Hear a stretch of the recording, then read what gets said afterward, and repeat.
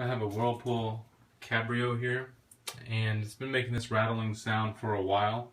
It usually happens about halfway through. I just finished the cycle in the dryer. The sound's still going to be there when I start up. When I open up the door, it stops, as you can see.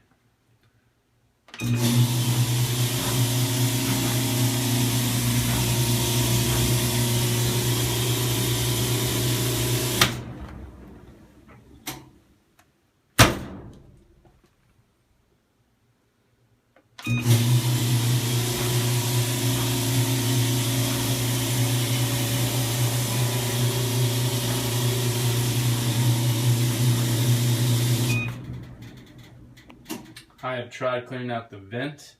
I even took out the front here, unscrewed some stuff, cleaned out the vent and vacuumed it. Please let me know what it is. Thanks.